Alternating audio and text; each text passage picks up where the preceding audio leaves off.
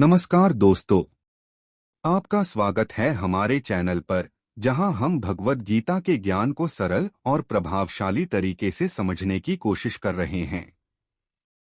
आज हम अपने भाग 6 में प्रवेश करेंगे, जिसमें हम चर्चा करेंगे अध्याय 6 ध्यान योग पर।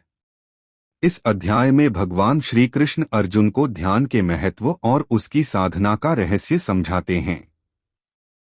अध्याय 6 ध्यान योग।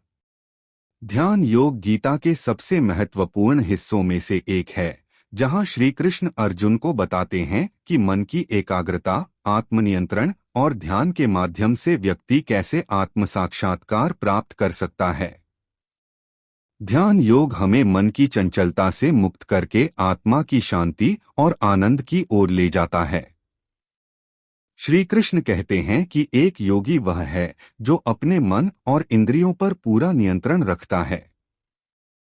जो मन को नियंत्रित नहीं कर सकता, उसका आत्म साक्षात्कार नहीं हो सकता। मनुष्य का मन बहुत चंचल और अस्थिर होता है, लेकिन ध्यान के अभ्यास से उसे वश में किया जा सकता है। ध्यान से ही व्यक्ति अपने भीतर की वास्तविकता को पहचान सकता है और आत्मज्ञान प्राप्त कर सकता है। ध्यान योग का मार्ग। भगवान श्री कृष्ण ध्यान योग के मार्ग को विस्तार से बताते हैं।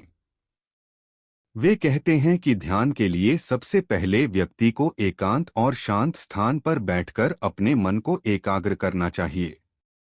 ध्यान का अभ्यास करने वाला व्यक्ति न तो बहुत अधिक खाए, न ही बिल्कुल न खाए।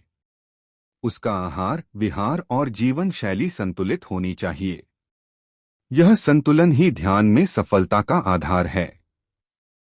ध्यान का अभ्यास करने वाला योगी अपनी दृष्टि को एकाग्र कर मन को ईश्वर में स्थिर करता है।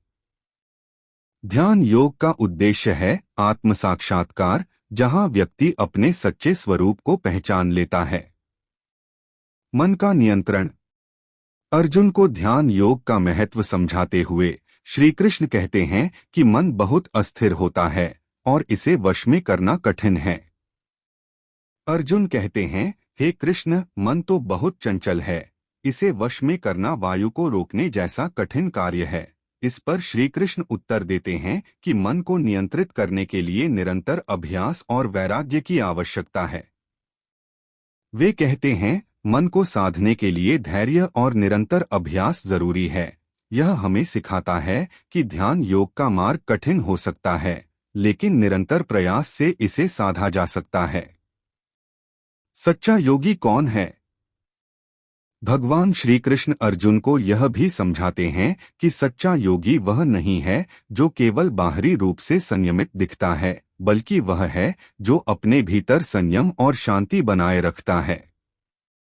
जो व्यक्ति सुख और दुख में एक समान रहता है, जिसने अपने मन को नियंत्रित कर लिया है, वही सच्चा योगी है। सच्चा योगी वह है जो न तो किसी से द्वेष करता है, न ही किसी के प्रति आसक्ति रखता है। वह सभी प्राणियों में एक ही आत्मा को देखता है और सबके प्रति समान भाव रखता है। ध्यान की महत्ता। भगवान श्री कृष्ण बताते हैं कि ध्यान के अभ्यास से व्यक्ति सच्ची शांति और आनंद को प्राप्त कर सकता है। ध्यान से व्यक्ति अपने जीवन की सभी समस्याओं का हल पा सकता है, क्योंकि ध्यान से ही मन की चंचलता समाप्त होती है और आत्मा का साक्षात्कार होता है। वे कहते हैं कि ध्यान के माध्यम से ही व्यक्ति अपने भीतर के दिव्य शक्ति को पहचान सकता है और जीवन में सही दिशा प्राप्त कर सकता है। यह ध्यान योग ही है जो व्यक्ति को संसार के बंधनों से मुक्त कराता है और उसे ईश्वर से जोड़ता है। हमें क्या सीख मिलती है? इस अध्याय से हमें यह सीखने को मिलता है कि ध्यान योग से आत्म साक्षात्कार प्राप्त किया जा सकता है। मन की चंचलता को नियंत्रित करके व्यक्ति शांति और आनंद को प्राप्त कर सकता है।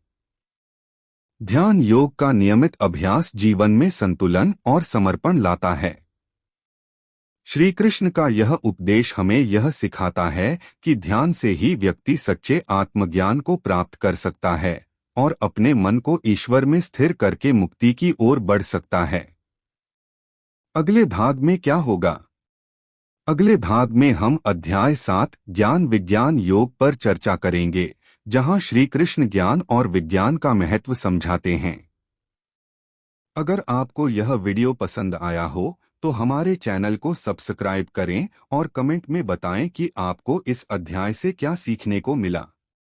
धन्यवाद।